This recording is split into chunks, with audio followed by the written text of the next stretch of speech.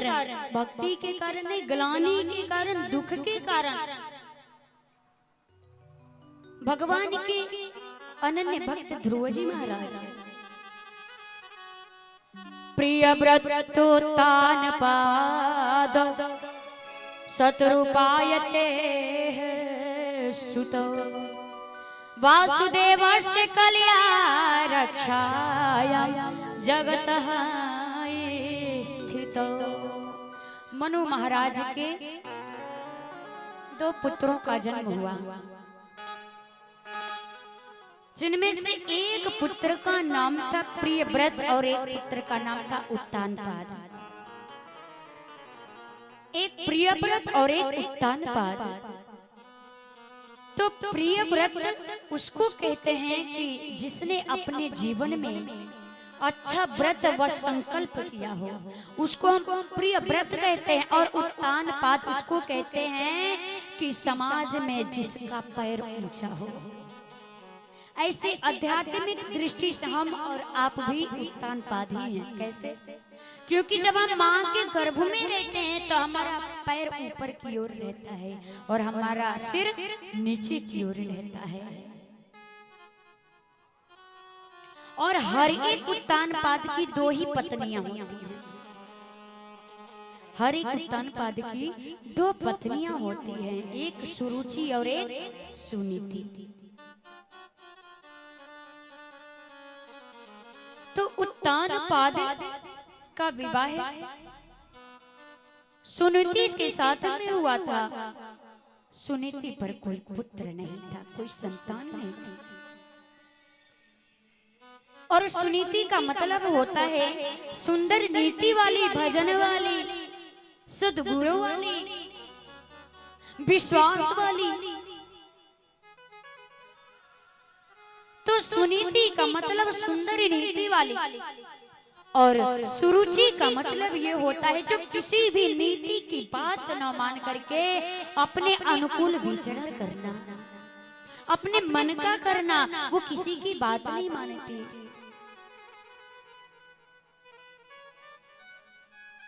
तो सुनीति जैसे भक्ति, सुनीति जैसे विश्वास, सुनीति जैसे भजनानंदी से ध्रुव जैसे किसी न किसी भक्त का ही अवतार होता है।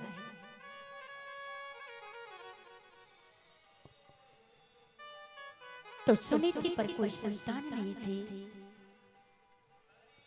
तो उत्तानपाद ने दूसरा विवाह सुरुचि के साथ में कर लिया और सुरुचि के घर में आते ही सुनीति को घर से बाहर निकाल दिया। घर से बाहर एक झोपड़िया बना करके दे दिया।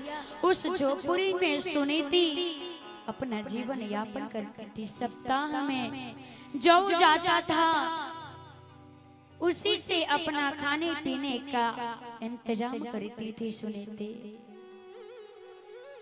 सुनीति पे कोई वस्त्र नहीं, संयोगवश सुनीति के गर्भ से एक पुत्र का जन्म हुआ जिसका नाम ध्रुव रखा गया। और इधर सुरुचि ने भी एक पुत्र को जन्म दिया जिसका नाम उत्तम रखा। सुनीति ध्रुव का लालन पालन अपने आप ही करते थे।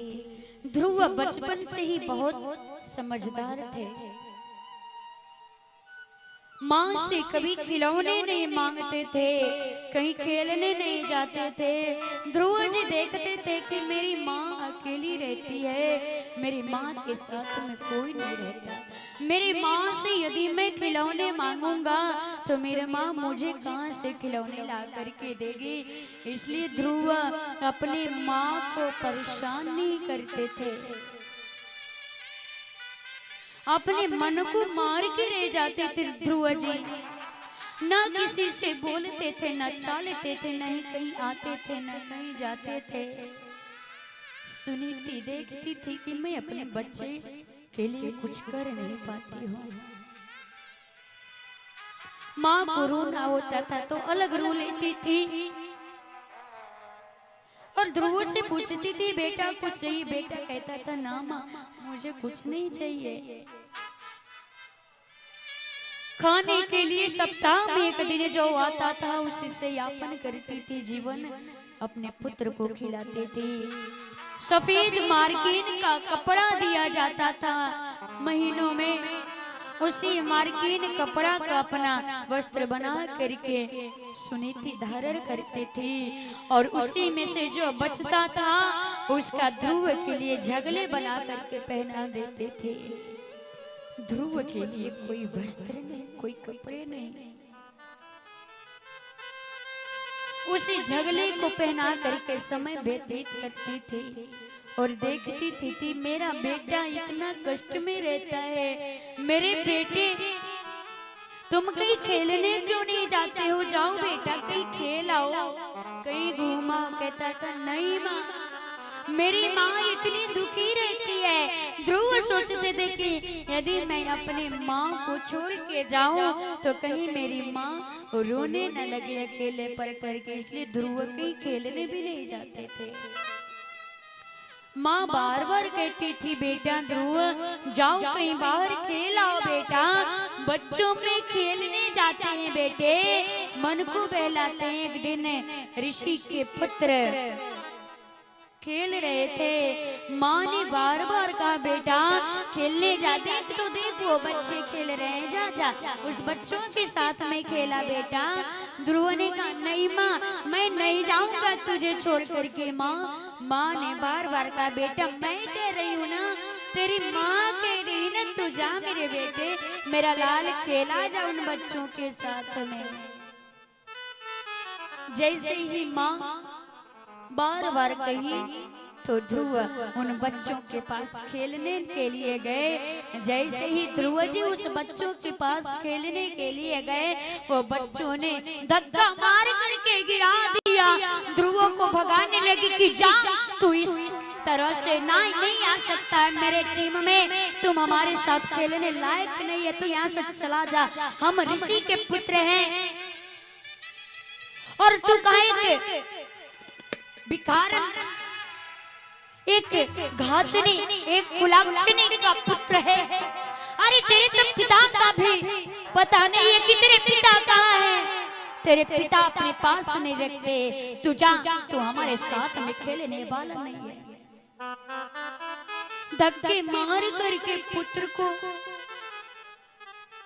गिरा दिया।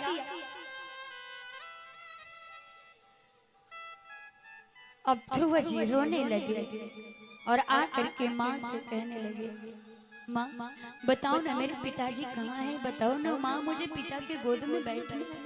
हट करके जा करके पिता के गोद में दौड़े दौड़े जा करके ध्रुव जी महाराज बैठ गए उस राज गद्दी पे। जैसे ही ध्रुव जी महाराज पिता के गोद में बैठे, सुरुचि ने ध्रुव के हाथ को पकड़ा और उसी जमीन पे पटक देती है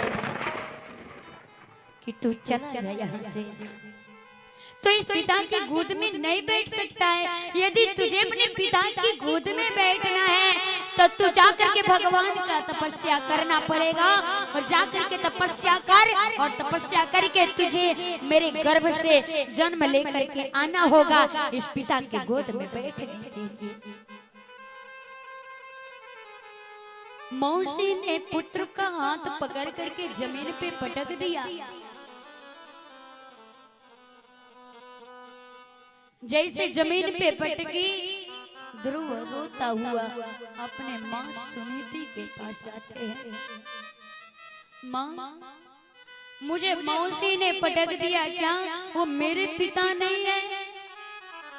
तो फिर मेरे पिता कौन है? मुझे भी बैठना मेरे पिता की गोद में। माँ बताओ ना, तुमसे कौन सी भूल हो गई है माँ, कौन सी गलती हो गई है जो तुम पिताजी के पास नहीं रहती हो, तुम्हें कुछ मिलता नहीं है माँ, तुम पिताजी के पास नहीं जाती हो, पिताजी कभी तुमसे कुछ पूछने नहीं आते हैं माँ, तुम क्यों चौपाई में रहती हो माँ? आज मुझे बताओ माँ, मुझे अपने पिता के गोद में बैठना है। जब वो मेरे पिता नहीं है तो फिर आखिर मेरे पिता हैं कौन? माँ मुझे बताओ। कहते हैं कि माँ ने कहा कि हे पुत्र, तेरे मौसी ने जो तुझे कहा है वो बात सत्य कहा है। यदि तुझे बैठना ही है तो इस संसारिक पिता के गोद में क्या बैठना है पुत्र। यदि बैठना है तो उस जगत के पिता के गोद में जाकर के बैठ। इस संसार के पिता के गोद में बैठने से तुझे कुछ मिलने वाला नहीं है। अरे बेटा, तू जा उस संसार के उस परम पिता के गोद में जाकर के बैठ, जिससे तेरा कल्याण हो जाएगा। जाके भगवान का तप कर। कुलम पवित्रम जननी कृतार्थ। अरे वो कुल पवित्र हो जाता, पवित्र हो जाता है जिस माँ के कोख से कोई भगवान का भक्त जन्म ले लेता है। वो कुल कृतार्थ हो जाता, वो कुल पवित्र हो जाता है, वो कुल धन्य हो जाता है जिस कुल में कोई भगवान का भजन करने वाला निकल जाए, जो भगवान का भक्त निकल जाए, भगवान का भक्त पैदा हो जाए, वो कुल पैदा हो जाता है और वो माँ का कोख धन्य हो जाता है, कोख पवित्र हो जाता है। आज ऐसे भगवान के भक्त ध्रुव जी महाराज उस माँ सुनीति के गर्भ से आए हैं, उस विश्वास की, उस भजना नंदी के गर्भ से ध्रुव जी से पुत्र आए हैं।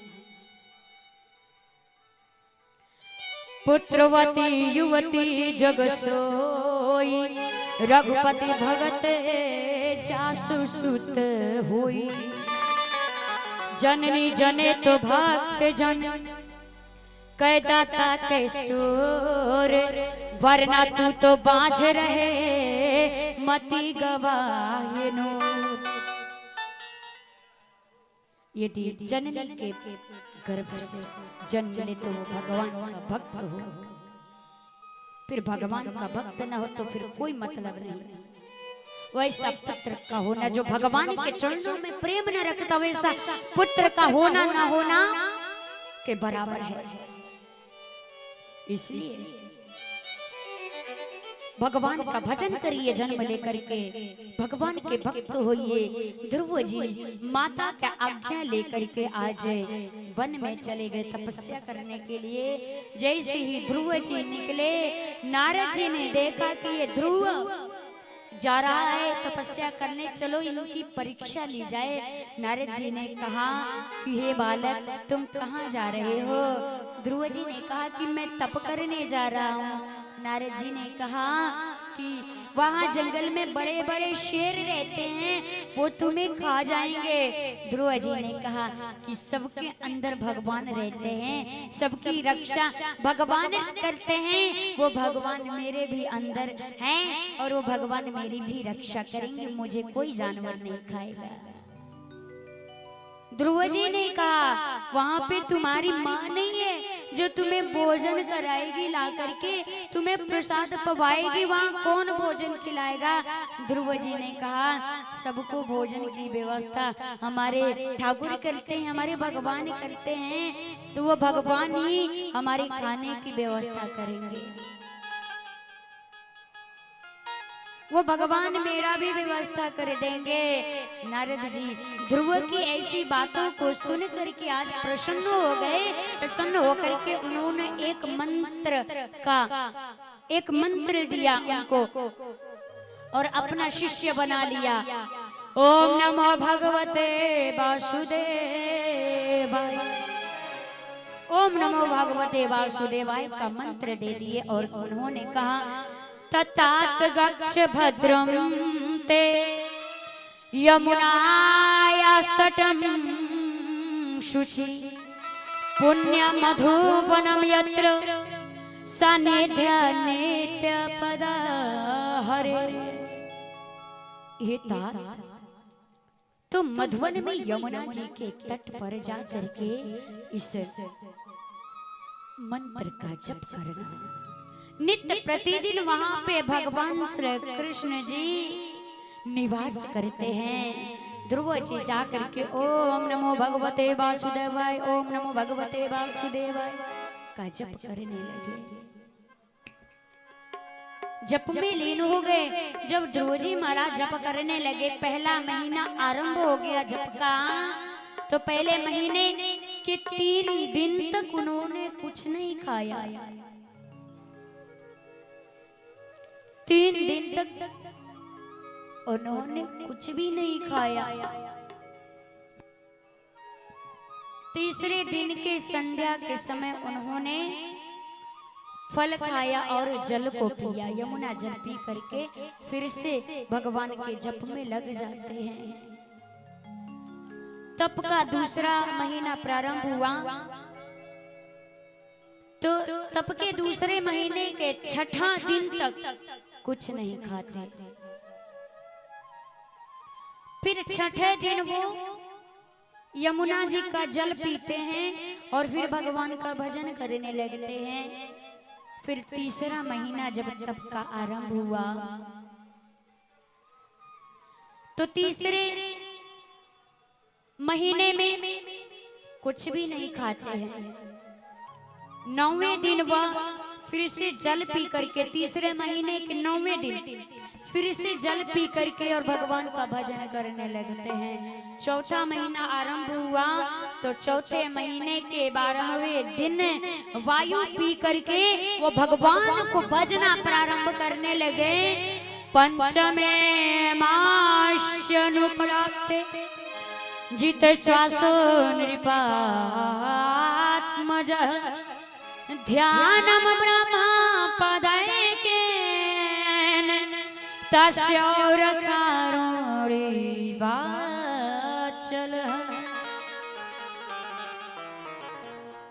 तप का 5वां महीना जब आरंभ हुआ तो ध्रुव जी ने अपने श्वासों को रोका और जैसे ही श्वासों को जीत लिए भगवान के चरणों में ध्यान लगा करके श्री सुखदेव जी महाराज कहते हैं, राजा परीक्षित से कि हे राजन, इधर ध्रुव जी ने अपने श्वासों को रोका, उधर सारे देवता लोग घबराए और ब्रह्मा जी के पास जाके ही पिताश्री सभी देवता की सांस रुक गई है, श्वासें रुक गई है। तो ब्रह्मा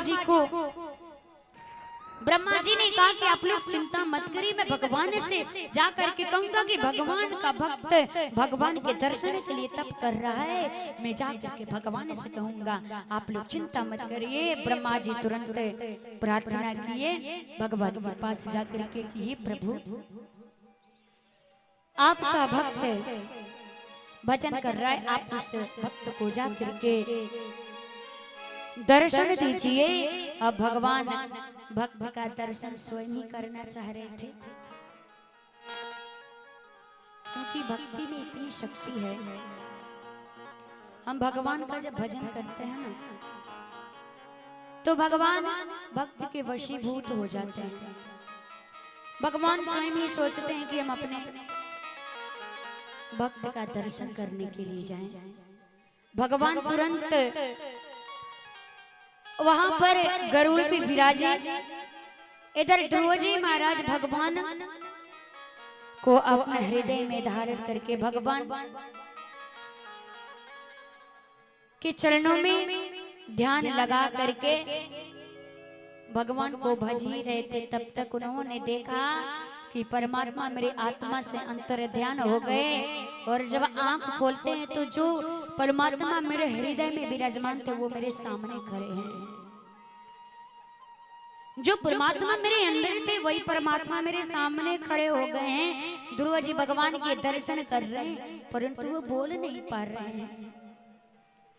बहुत कोशिश करने के बाद भी जब ध्रुव जी बोल नहीं पाए तो भगवान ने अपना शंख ध्रुव जी के कपोलों में स्पर्श करवाया तो बोलने की शक्ति आ गई। ध्रुव जी बोल पड़े, बोलने की शक्ति आ गई। और श्रीमद् भागवत महापुराण के चतुर्थ स्कंद 9वें अध्याय के 6ठा श्लोक में ध्रुव जी महाराज की स्तुति करते हैं। यो अंतः प्रविश्य मम वाचमिमां प्रसुप्ता सजीवयात्यखिल शक्ति घरा स्वधाम्ना।